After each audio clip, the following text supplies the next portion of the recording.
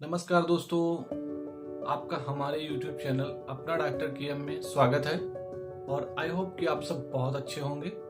चलिए आज का वीडियो शुरू करते हैं और आज बताते हैं एक ऐसी डिजीज के बारे में जो आजकल कॉमन हो गई है, जिसका नाम है स्पॉन्डिलाइटिस, यानी कि रीढ़ की हड्डी में जो पेन होता है, जिसे कभी कभी स्पॉन्डिलोआर्थराइटिस भी कहा जाता है।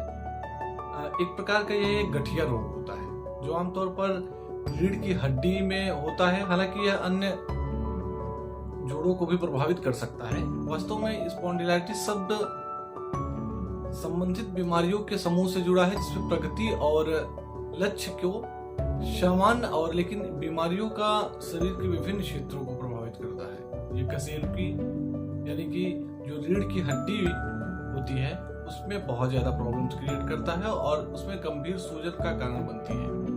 अंततः गंभीर पीड़ा और अक्षमता का कारण बनती है। इससे हमें बहुत ज्यादा पेन होता है।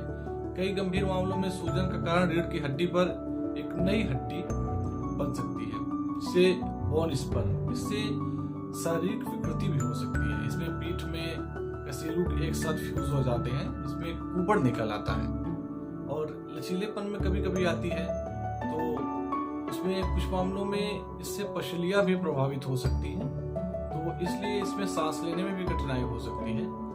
स्पॉन्डिलाइटिस से होने वाली समस्याओं में से ये एक है कि इससे ग्रस्त लोगों को काम करते वक्त नहीं बल्कि आराम करते वक्त या रात को सोते वक्त कमर में दर्द होता है। जब रीढ़ की हड्डी के भीतर स्पॉन्डिलाइटिस विकसित होता है तो कशेरुकी स्तंभ जो होता है, जिसे वर्टिकल कॉलम भी कहा जाता है, वो अत्यधिक सूज जाता है और उसके स्वेलिंग के कारण ये प्रॉब्लम्स होने लगती है। तो जनरली बात की जाए दोस्तों तो इसके लक्षण के बारे में, तो इसके सिम्टम क्या है, जैसे सुबह उठते ही आप कमर के दर्द से परेशान हो जाएंगे, जैसे लगेगा कि हमारी कमर जो है वो अकड़ गई है। खराब मुद्रा होना, कंधों का झुका हुआ प्रतीत होता है। कभी कभी ऐसा लगता है कि ये जो हमारा यहाँ का वर्टिकल है वो हमें लगता है कि कभी कभी ऐसे झुकने में भी हमें प्रॉब्लम्स होती है और हल्का फीवर जैसा भी महसूस हो सकता है। उसकी वजह से थकान, एनीमिया, आयरन की कमी और फेफड़ों को कार्य को भी ये प्रभावित करता है और कूल्हों में और जोड़ों में दर्द हो जाता है। कभी कभी कंधों के जोड़ों में भी दर्द होने लगता है। जो कमर है उसके निचले हिस्से में दर्द होने लगता है। रीढ़ की हड्डी में तो दर्द होता ही है। एड़ी के पीछे जो नसें होती हैं उनमें भी कभी कभी ये प्रॉब्लम्स क्रिएट होने की वजह से उनमें भी दर्द हो जाता है। और हड्डियों का अत्यधिक बढ़ना, जिसे आमतौर पर बोनी फ्यूजन कहा जाता है, जो दैनिक गतिविधियों को प्रभावित कर सकता है। इसे एड़ी की हड्डी बढ़ने का इलाज, ये सब चीजें बहुत ज्यादा इम्पोर्टेंट है। और दृष्टि समस्याएं भी हो जाती हैं उसी की वजह से। आंख में भी सूजन कभी कभी हो जाती है, आंख लाल हो जाती है। तो आपको जब प्रॉब्लम से क्रिएट हो तो आपको डॉक्टर्स को कब दिखाना चाहिए, जैसे अगर आपको निचली पीठ या कूल्हों में दर्द होता है तो सुबह बढ़ जाता है, जैसे आप उठते हैं तो सुबह बहुत ज्यादा दर्द होता है और उसमें रात को सोने में भी परेशानी रहती है, तो तुरंत डॉक्टर को दिखाएं। अगर आपका कोई भी रीजन हार्ट फेल के लक्षणों का अनुभव करते हैं तो ऐसे में सीने में दर्द की तकलीफ, थकान और कंफ्यूजन हो तो तुरंत एम्बुलेंस को कॉल करें और उसके बाद जाएं, ताकि आपका सही टाइम पे सही इलाज हो सके। तो स्पॉन्डिलाइटिस के कॉजेस क्या होते हैं, जनरली ये बात करते हैं कि इसका कारण क्या होता है, किस कारण से स्पॉन्डिलाइटिस हो जाता है। तो वर्तमान में स्पॉन्डिलाइटिस का कारण अज्ञात है। अधिकांश स्पॉन्डिलाइटिस से ग्रस्त लोगों में HLA जैसे कि नामक जीन पाया जाता है। यद्यपि इन जीन वाले रोगों को स्पॉन्डिलाइटिस होने की आशंका अधिक होती है, लेकिन यह ऐसे में भी पाया जाता है जिसमें ये जीन नहीं होता। ये नहीं है कि वो जीन में पाया जाए उसी को हो, ये ऐसी बात नहीं। यह विकार अनुवांशिक भी होता है।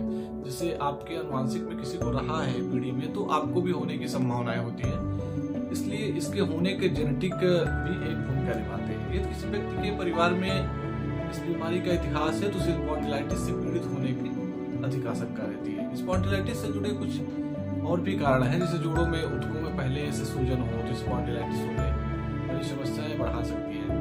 व्यायाम न करना, जैसे आप इस समय बिजी लाइफ में व्यायाम भी इंसान नहीं करता है, उसकी वजह से भी प्रॉब्लम क्रिएट होती है। अगर आप मोटापे के शिकार हैं तब भी आपको प्रॉब्लम्स क्रिएट होगी। तो जल्दी आप अपने वजन पे कंट्रोल करिए और आप अगर ड्रिंक करते हैं तो ड्रिंक करना छोड़ दीजिए, क्योंकि ड्रिंकिंग से भी ये प्रॉब्लम्स क्रिएट होती है। कमर की आपकी पुरानी समस्याएं हैं, जैसे डिजनरेटिव डिस्क या स्पाइनल स्टैटिस, तो उसमें भी आपको ये प्रॉब्लम्स हो सकती है। ये प्रॉब्लम से बचाव कैसे किया जाता है, इस बारे में हम बात करते हैं। तो प्रिवेंशन ऑफ ऑस्टियोलाइटिस, तो बात करते हैं स्पॉन्डिलाइटिस से बचने के उपाय क्या है। जैसे स्पॉन्डिलाइटिस से बचने का कोई उपाय है, जैसे इसके होने का कारण आप जानिए पहले, उसके बारे में आपके जैसे आप निम्न उपाय कर सकते हैं। जैसे आपको स्वस्थ आहार खाएं और शरीर का वजन सामान्य रखें, शरीर का वजन बढ़ने ना दें, क्योंकि वजन बढ़ने से हमें जो प्रॉब्लम्स बहुत ज्यादा क्रिएट होती है, इसलिए वजन पे अपने हमेशा कंट्रोल रखें। और व्यायाम को नियमित रूप से करें, व्यायाम करें क्योंकि उससे लचीलापन बना रहता है और आपके स्पाइनल पे प्रॉब्लम्स नहीं आएगी। स्पॉन्डिलाइटिस से ग्रस्त लोगों को आसानी से गर्दन या पीठ में चोट लग सकती है, इसलिए झटकों जैसे कूदने या गिरने से बचने के लिए उन्हें विशेष ध्यान देना चाहिए।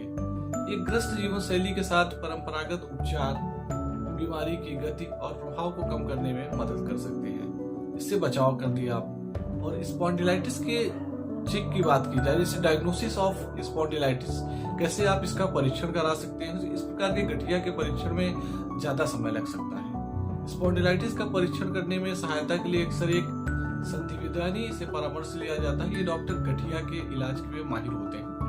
तो सबसे पहले मरीज का शारीरिक परीक्षण किया जाता है। बीमारी के सही निर्धारण के लिए डॉक्टर आपको विभिन्न तरीके से अपनी पीठ को मोड़ने के लिए कह सकते हैं और आपकी छाती की परिधि की जांच की जाती है।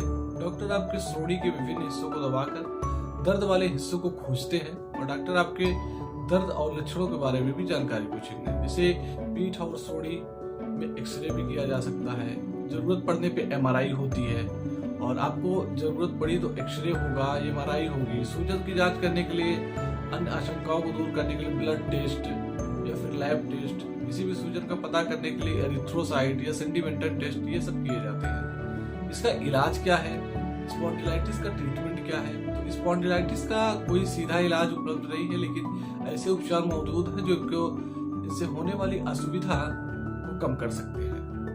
तो उनकी बात करते हैं और शारीरिक क्रियाओं में सुधार करने में मदद कर सकते हैं। उपचार का जो लक्ष्य और दर्द है, अकड़न को कम करना, अच्छी मुद्रा बनाए रखना, विकृति को रोकना, सामान्य गतिविधियों को करने की क्षमता को संरक्षित करना, गंभीर विकृतियों को पीड़ित रोगों के लिए इलाज को आर्थराइटिस को फ्यूजन भी कहा जाता है। तो स्पॉन्डिलाइटिस के उपचार हो सकते हैं, जैसे आपको कुछ पेन किलर दवाएं दी जा सकती है, जैसे नेप्रोक्सेन हो गया, नॉन स्टेरॉइड इन्फ्लेमेटरी ड्रग्स हो गए, इंडोमेथिसिन हो गया, जैसी दवाएं हैं आपको डॉक्टर की बिना प्रिस्क्राइब के नहीं लेनी है। आप डॉक्टर से परामर्श लीजिए। और आपको जैसे बहुत ज्यादा दर्द है तो आप फिजियोथेरेपी लचीलेपन और शारीरिक शक्ति में सुधार करके स्पॉन्डिलाइटिस का इलाज करने में बहुत ज्यादा संभव है। तो आपको फिजियोथेरेपी की भी सलाह दी जा सकती है और को आपकी फिजियोथेरेपी की जा सकती है। और बहुत ज्यादा अगर प्रॉब्लम है आपकी स्पाइनल में, तब आपकी सर्जरी की जरूरत पड़ती है, जिसमें ऑपरेशन की सलाह बहुत पुरानी स्पॉन्डिलाइटिस की समस्या में दिया जाता है। स्पॉन्डिलाइटिस से अधिक मामलों में सर्जरी का बिना इलाज किया जा सकता है, लेकिन अगर बहुत ज्यादा प्रॉब्लम है आपको, तब आपको लास्ट में सर्जरी की जाती है। तो सर्जरी में ये होता है कि आपके स्पॉन्डिलाइटिस पे आपका सर्जरी होगी और उससे आप बिल्कुल भी ठीक हो जाएंगे। तो दोस्तों, हमने आपको बताया स्पॉन्डिलाइटिस से जुड़े खतरे और उसके कॉजेस और उसके ट्रीटमेंट के बारे में। तो उम्मीद करते हैं ये वीडियो आपको अच्छी लगी होगी। अगर वीडियो अच्छी लगी हो दोस्तों तो चैनल को सब्सक्राइब करिए, वीडियो को लाइक करिए और ज्यादा से ज्यादा शेयर करिए। हम फिर हाजिर होंगे एक नई वीडियो के साथ। तब तक के लिए नमस्कार और अपना ख्याल रखिए।